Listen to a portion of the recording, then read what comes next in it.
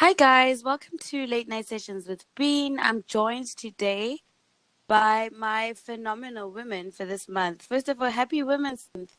Happy Women's Month to you. Oh my gosh, it's so exciting to be a woman and to have a whole month dedicated to celebrating us. So thank you. Thank you for having us. I think actually the international one is March, right? But I go by the Zimbabwean and the South African, which is August, because for me that's my month. I'm with you. I'm with I you. I know, right? completely agree. I mean, hey, every month should be Women's Month. So the fact that we get to celebrate it twice is great. That's true. Plus Valentine's. That's a bonus. Welcome to Late Night Sessions with Bean. Tell us about yourself, Tshiamo. Myself, my name is Tshiamo. I am 19 years old. I'm an actress part-time and I'm a public administration student full-time at the University of Johannesburg. I love creating content on Instagram. I post every single day. And yeah, I am all for women empowerment. I'm all for independency. I'm all for the rights of women and their expression. Amen to that, sister. So yes, that is me. Well, firstly, thanks again for having us. And yes, to celebrating Women's Month. And I was saying to you that I celebrate in March and in August because there are not enough months in the year that we celebrate women and all the epicness that we are. And and so my name is Sandra Chuma. I am from Zimbabwe and I am the founder of a platform called Ndini. And Ndini is all about celebrating women, inspiring, trailblazing women of African descent and telling their stories. And for me, the reason I created it was when I very first went to live in quote unquote the developed world. Most of the people I encountered when I said I was from Zimbabwe, if they even knew what Zimbabwe was, or if I said I'm from Africa, their typical narrative then, or the questions they'd ask me were like, oh, do you have lions? Did you have a baby lion? Have you been on a safari? Definitely. I have a Or pet one that stays backyard. or the other thing was the only thing they knew was the stereotypical images you see in aid organization adverts, the famished woman with the baby with the fly on the mouth. And so it really frustrated me because I know we're such amazing women from Africa. So I really wanted a platform where we just tell the stories of inspiring women and celebrate them. I put together all these women for this month that have made an impact on me, or inspired me in some way. And so I'm truly honored to have you ladies on here today. Thank you. Oh, thank you. So today we're just going to have a little chat, go through a few questions that I feel I'd like to know what point of view and perspective you had known about dating as a young teenage girl. I'm going to throw this one at Tshiamo. Okay. I am 19 and with dating, it's taught me that age is a number and maturity is according to mindset and created by our experiences, right? So I'm still in, I guess, late teen, early adulthood.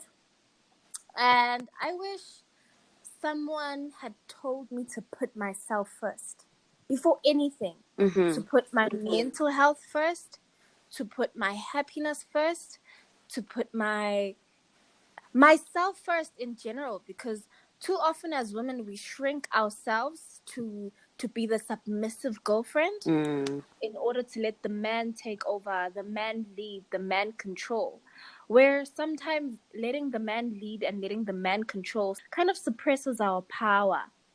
True. Because we need to be submissive in a sense that, yes, you lead. Even when you are wrong, I do not have a voice to correct you because the African narrative is that the man is the leader, the man is the provider. So I wish someone had told me that it is okay to put yourself first. It is okay to put yourself on a high pedestal and see yourself as a queen and see yourself as worthy and a leader in your own sense. I think that's the one most important lesson that I've learned myself without being told. But that's something I'd like to tell a younger me, or something I would tell my daughter one day, is to see herself worthy and to see herself powerful and never shrink herself to fit any man's idea of the perfect woman or the perfect partner. Sandra, what's your take on the question? Tshiamo said it so beautifully that I think one of the Right. things that we as women do to ourselves is that we don't recognize our own worth. And so we put up and we tolerate a lot of things where we deserve better. We deserve to be treated better because, and I'm not sure what it is, whether it's the fear that, well, if I don't have this person, then there's no one here for me. And so we tolerate a lot of things in relationships that we have no business tolerating. I truly feel that it's because we don't understand our own power. And you know, like Tshiamo said, I think our society does kind of perpetrate this myth that if you're, you know, that you should be submissive and the man is in charge. And that's not, if it doesn't feel good, it isn't good. Yes. Love doesn't hurt. Love shouldn't be painful. Love should be a meeting of equals. He should treat you like you are a queen just as much as you should treat him like he is a king. So I would say that it is about us as women understanding our own worth and not confusing the fact that just because this man happens to have offered you his love means that that is all you are deserving of. There is a man out there for you. That's what I'll say. Amen. True. Amen. So, do you think parents discuss sex education with their kids, regardless male or female, from an early age? Because research is showing that early sexual debut isn't drastically. So, do you think that parents should have more of these kind of discussions with their kids? I think I mean, I'll just jump in here as someone who is a mom, and I will say that 100%, because here's what happens. If we don't educate our children, boy or girl, about the beauty that is their body, the fact that the sacredness of their body, society glamorizes sex. And then I think also society glamorizes women offering up their bodies just for free. You know what I mean? That it's just like, it's just a thing that you can just throw around. And yet, it really shouldn't be treated that way. Not in the sense of let's be prudes or, you know, it is about sexual freedom and do you, boo. But I think it's us understanding that no, that's not how you get love. Because I think it's almost like it's been equated that, oh, for a man to love you, you got to put out. And so I think that that starts from us having the conversations in our own homes. The other thing too that happens is if you don't have the conversation with your child in your home, you're leaving them open to somebody else educating them about what Who's it now is. feeding them the information that they need?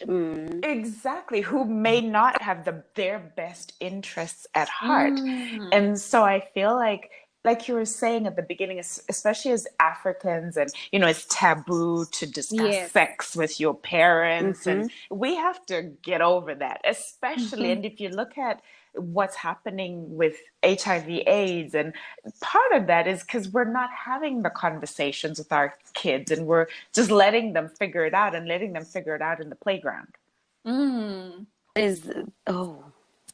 Because they're jumping into it head first. No information. And Tshiamo, you being a fairly young lady. You know, she took the words right out of my mouth. You know, like we said, as Africans, sexual conversations are a taboo. Sex in general is a taboo. From growing up, you're just told it's a sin. It's bad. Don't it's do wrong. it. That's all we're told. Don't do it. That's all we're told. We're not told why. We're not told when is the correct time. We're not told, you know, a lot of things. We're not informed about sex. We're just told it's bad and it's left there.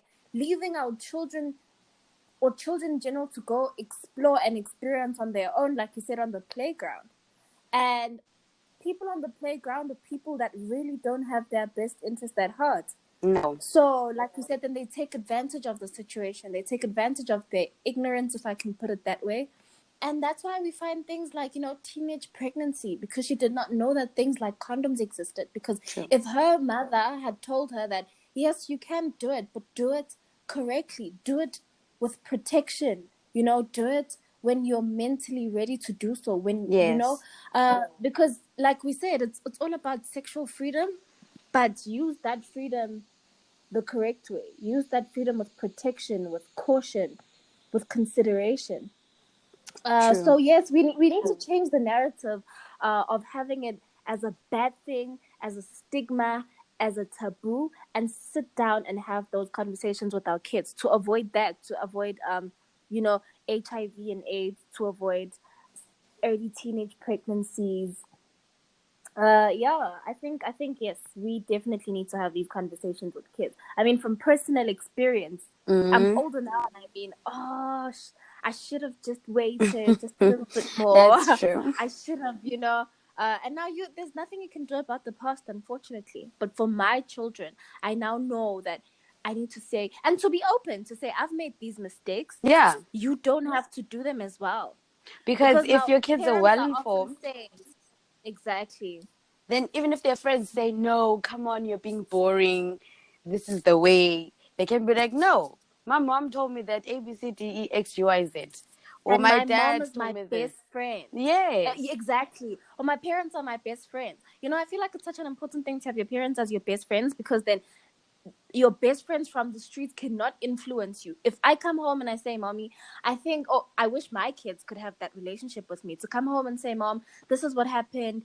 He asked me out. He did that. And we can have those kind of conversations. And I don't need to be a saint. I don't need to act like I'm perfect and I didn't do it, but learn from my mistakes so you can do better. I really don't believe that you can't be friends with your kids and also not be a parent. I have a really great relationship with my daughter, and she's able to come and tell me whatever, right? And trust that whatever I'm going to say to her or however I'm going to respond to her is in her best interest. Best Now, interest. don't get me wrong, it's not about, hey, let's kiki and together and let's go to the club together. That's not how we're down. But we have to, as parents, create a safe space where our kids feel like I can go to my mom and tell her anything and everything, and not just my mom, but to my dad, and tell him anything Yes. and everything. And it's a judgment-free zone. It's not going to be a now I'm going to punish you because you shouldn't have spoken to that boy or whatever. That we have to recognize that if we close those lines of dialogue, then, like I said before, we're leaving them to go to somebody else who might not necessarily have their best interest at heart. So it is about having a respectful relationship. Just because you are my child doesn't mean I should not respect you. Yeah. I think there's this, I'm the parent. No, respect is a two-way street, that I need to respect you, you need to respect me. And I think that's the foundation of being able to have conversations, and to allow our children to feel empowered. Like you said earlier, Tshiamo, that, it's like, let's just not talk about it. It's bad. Let's just not talk about it. Well, then where do they go to talk about it, right? Exactly. Can I just That's jump onto this so before we true. move on to Yeah, the next sure. question? I think I've tackled this conversation from a female perspective, and if I were to have a daughter, but as men as well, present fathers that are not the monster in the family. Oh, I can't approach my dad because he's so scary or he's so strict. And especially men also raising sons, because remember, these girls are not having sex alone, but No. they are being approached by boys who need to be taught consent at an early age, who need to be taught respect at an early age, who need to follow the example of their fathers We as need to well. handle rejection, the right? Exactly. Because how many times, like, this whole toxic masculinity comes from a young age.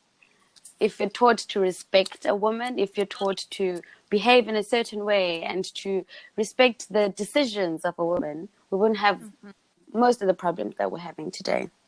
True. That's such a great point that you make, Tama, that it is both. It is both us educating our daughters, but it is also educating our sons. Because you're right, our sons are the ones who will grow up to be the men who will approach our daughters, and they will grow up to be, in with what's been happening a lot I know in South Africa, but in countries all over the world, where there's this rape culture, where, like, those are our sons. Yes.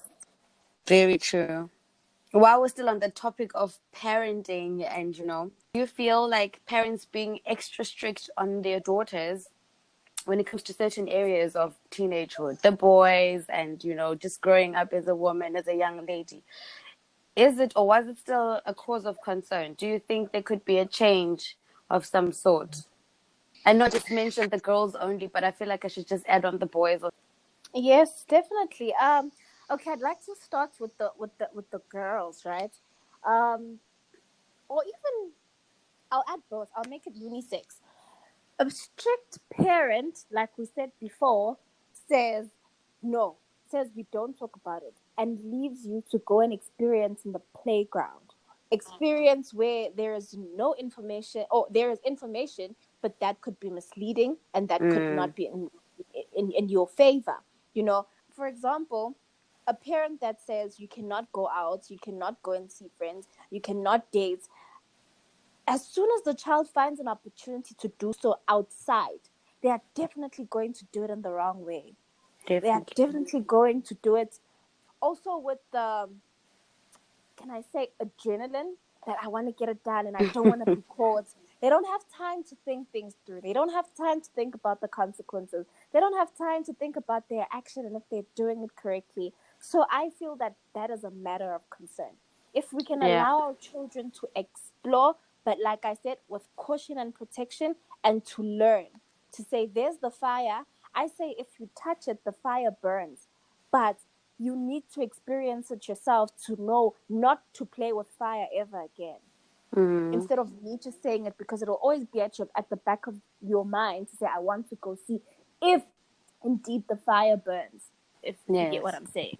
So And it like really is a matter of balanced concern. strictness, Yes, because that's also promoting this whole narrative of men feeling gender like inequality, they right? are exactly.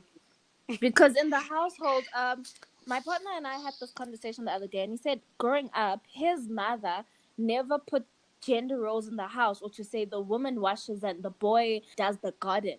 He would come and do the laundry and do the cooking and do what, and they'd have a timetable in the house to say, today it's you, tomorrow it's your sister. But Mm. it shouldn't be that only the girl in the household cooks. Everyone does it, because tomorrow that mentality is how you are going to treat your wife in the future, because you're going to say, I grew up in a house where the man doesn't touch the pots, or the man doesn't touch the broom. Mm. So the strictness should be very balanced and should be gender neutral from an early age, because the children we are grooming now are the adults of the future that will also pass it on to them. And it's a generation of unending problems. That is so true.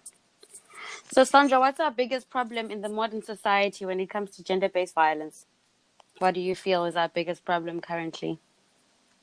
I think it's what Tshiamo just talked about, the fact that we somehow treat our male children differently and teach them differently than we do our female children. And so because we somehow allow our male children to believe that they're held to a different standard, that they're on a pedestal, but particularly in African culture, and certainly in Zimbabwe, where, like you said, and it starts, right? It starts with those little things where we think they're little. Oh, the boy doesn't cook, the boy doesn't do dishes, the boy doesn't clean, because Mm. already you're instilling in him subconsciously this belief that somehow he is superior, that somehow he's better. And I think it's what we talked about earlier as well, that Yeah. it is these conversations that we need to be having with both male and female children, to say, this is how a woman should be treated, this is how a woman deserves to be treated. The other thing too that I want to talk about is what we as the grown-ups, and we're talking about the next generation and young children, Yeah. but it's what they see normalized in our relationships. So I know that if you grow up in a household where you see your father beating your mother, or even vice versa, that becomes normal, right? Like, oh yeah, Yeah. like you That's assume, stuff. and also because there's taboo about talking about these things, it almost becomes like you assume that, oh, that's what happens in everybody's houses. So it gets passed on to the next generation and the next generation. So I think this is where we as women talking about what we are deserving of and what we are worthy of, I hear and I see and I know so many women who stay in relationships where they are physically abused or where they're verbally abused, and they stay for all kinds of reasons because, well, from a status perspective or for the For the children or children. all these reasons we give, which are a lie, because we're actually doing more harm to our children by them witnessing all of this kind Exactly. of stuff. So I think it's both. Let's have the conversation with both our girl and boy children about how you treat each other in a relationship, but also let's also set the example by how we allow ourselves to be treated in relationships. And Tshiamo, what do you think is the biggest problem currently with gender-based violence? I was listening to a conversation that two ladies had on Instagram talking about gender-based violence, and I started seeing it from a very different perspective. The lady said she defines gender-based violence as a simple complexity. Simple because it is a crime. We know that once you lay your hands on a woman, it is wrong. It is a crime, and you need to pay for those crimes, be it through jail time. Mm-hmm. You know, that's how simple it is. You lay your hands on a woman, that's it. It's a crime, and you're headed straight to the police station.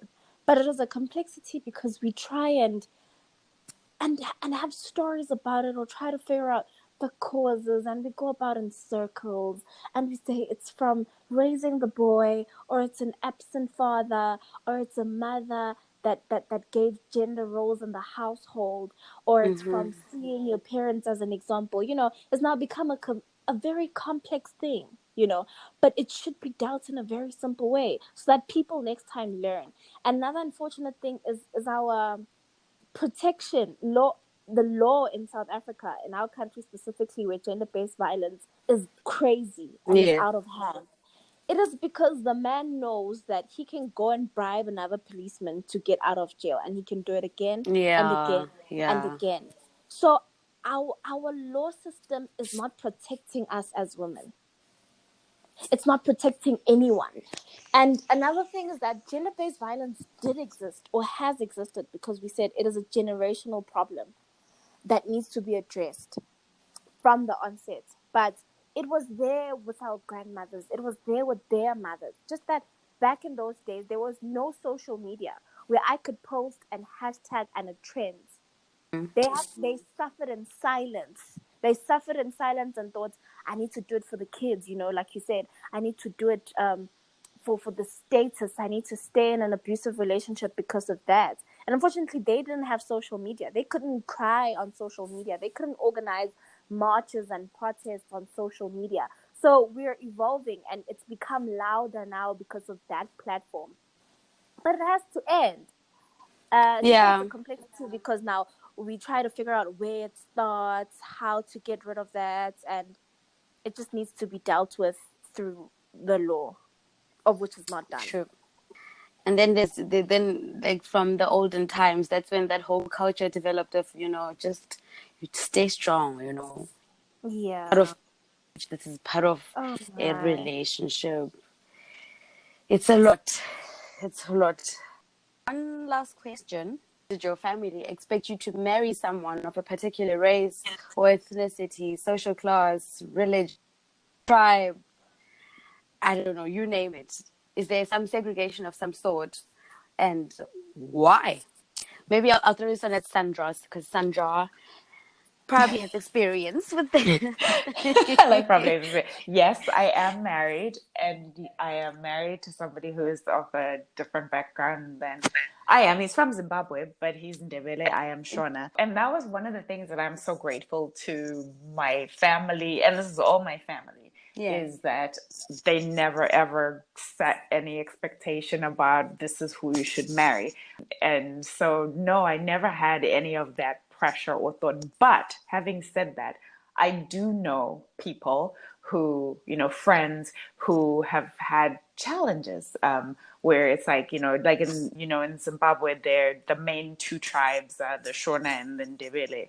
And I have a friend who is Ndebele who was told by her family, never, ever, ever marry a Shona. We hate Shonas. Don't bring a Shona man here. And I think that's so sad. It's such it just further alienates us as people, because love is love, like whatever color, True. race, tribe, whatever it is, that's it shouldn't have any parameters. But I know it's real, and I know, and now as well, we live in a world where it's moved beyond, like, before, for in my parents' generation, in my generation, the probability was I was going to marry a black person. And for me as well, I grew up in Zimbabwe, so I was going to marry a Zimbabwean. But now we're living in a world where, like, for example, my nieces and nephews, most of them don't live in Zimbabwe. They live, in European countries or in the States, where the probability is they're going to marry someone outside of their own race. So that then becomes a conversation. And I mean, I'll speak from in my personal experience. My daughter is married, and she's married to a white person. And Yeah.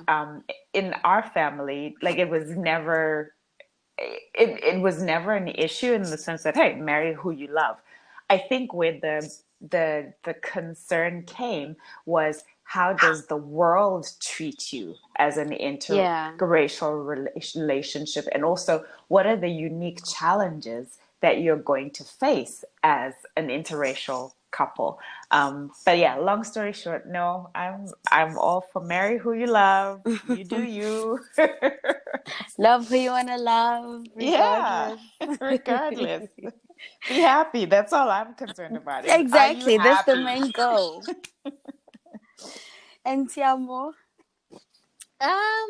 Well, with my family, no.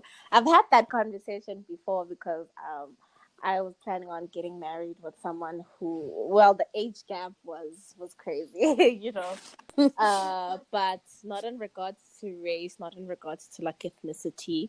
Yeah. But I'm currently in a relationship with a divorcee, if I can put it that way.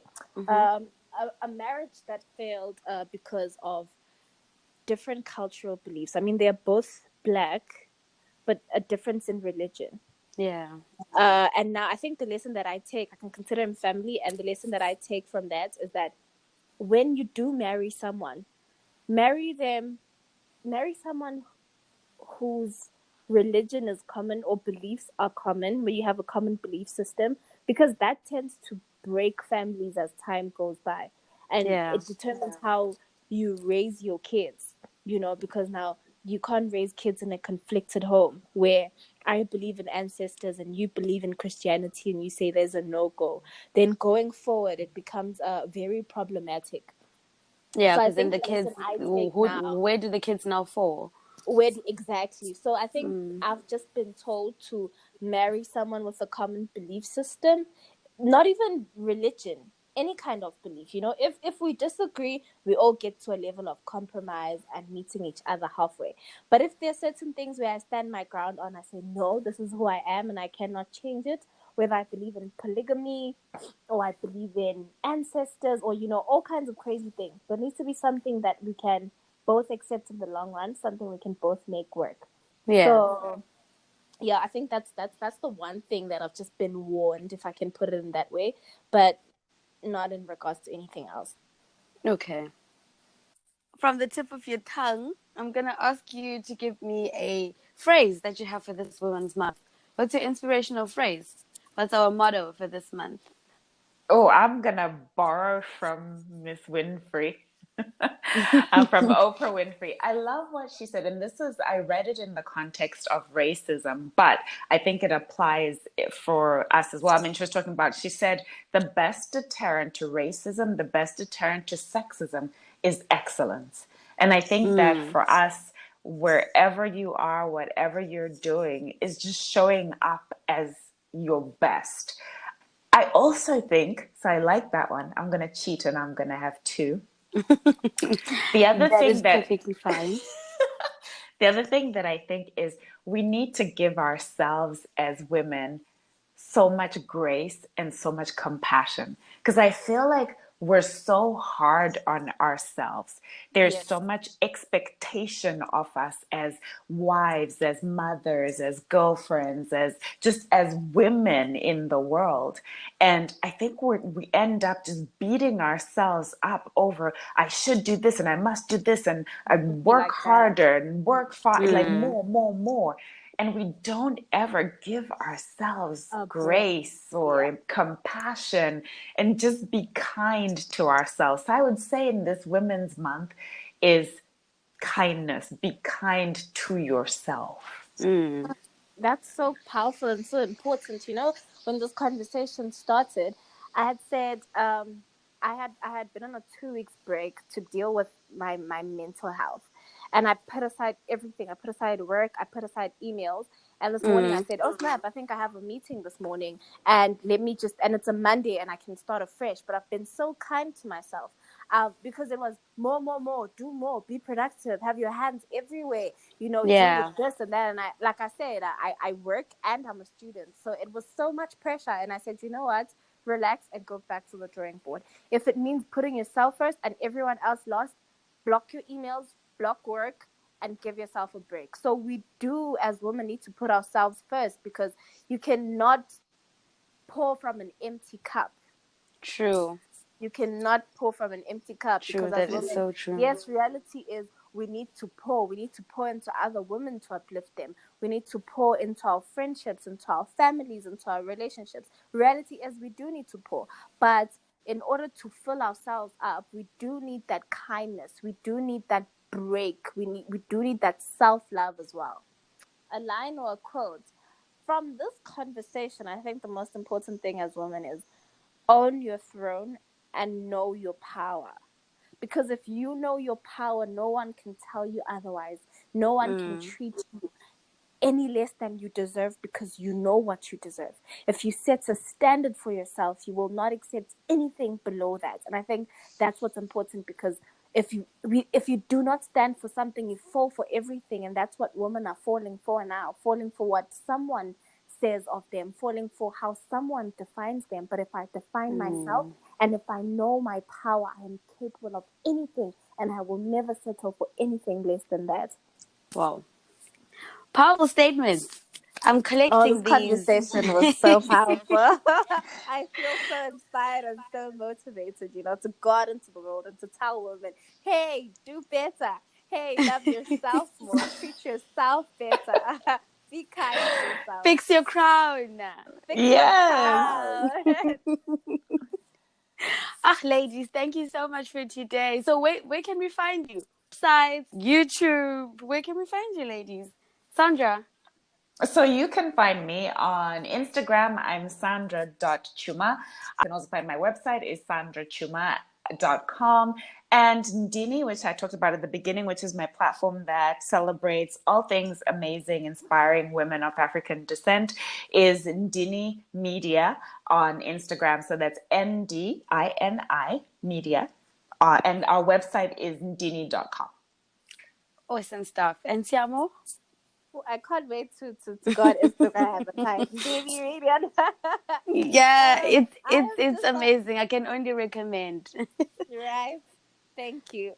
I am Tia.Smith on Instagram. I've taken a break from YouTube to kind of figure myself out and what I want to use the platform for, because the pressure of I have to have a YouTube page. I need to say something, and sometimes we just say the wrong things or use our Yeah. our platforms the wrong way. So I've kind of taken a break on YouTube to figure out what exactly I want to do with the platform. But for now, I'm just on Instagram, Tia Smith. Awesome. Thank you so much, ladies. I'll put all that information in the description box so that everyone can find you and reach out to you. Thank you so much Awesome for week. having us. You do Have an too. awesome Thank week. you. Thank you for having us, and thank you for this beautiful conversation. So, guys, I hope you had just as much fun as I did listening into that powerful conversation with those powerful women. It was just an honor being in their presence, and this was the first of my WCW Women's Month edition, and I am super excited and looking forward to the rest of the conversations that are to come in this month. I shall not preempt you who's coming and when, but just be looking forward to our special inspirational guests. As you heard, be kind to yourself, own your throne, and know your power. Happy Women's Month, my ladies. Stay awesome. Stay blessed. I'm leaving you guys with Beautiful Ndozwandiri by Tammy, and I'll catch you guys on the flip side for your Sunday shares. From your being with the biggest love. Tammy, yeah. Oh.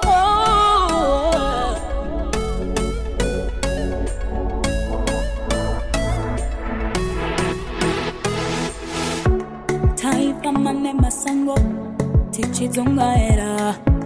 And the shit that we're walking in, tichitenera in the same place. Chilling with people who are two-faced, letting them take over my space, letting them run over my race, my race. Oh, Mono is telling you what to do and who you are.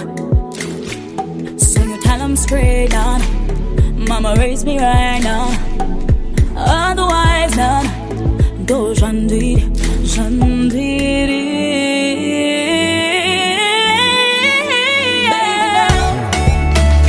Right now, you're beautiful, baby. Yeah, right now, wakana kaiwe.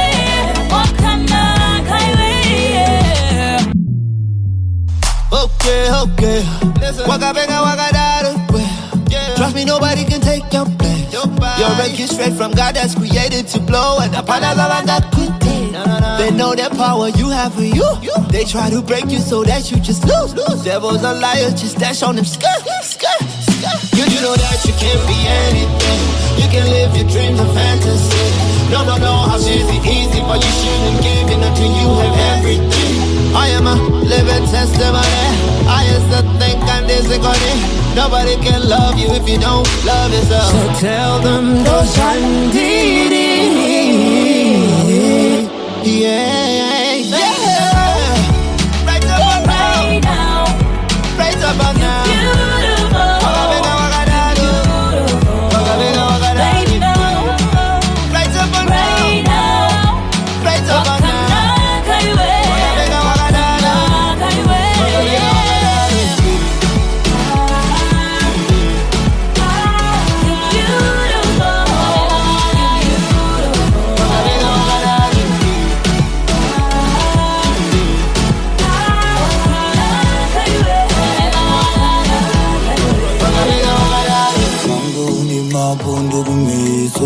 Ingotenda Jesu nyango zichibaya zesifiso gara uri straight kunge chinyoreso kana uri black gara uri black usanzo bleach kuchinja kuita munhu wefake nekuti newe tingaikita network saka ndinosimbisa andimbotipisa kune mabhebhi ndakumbira musazitengesa nekuti mangwana ndinotisekesa saka ndavaudza kuti imi musazofekesa saka ndati saka ndichiimba kumarasa vanogona kuzoplasa usanyara muchinjikwa kana uri pasta nekuti mamepo akauya Disaster, baby, no.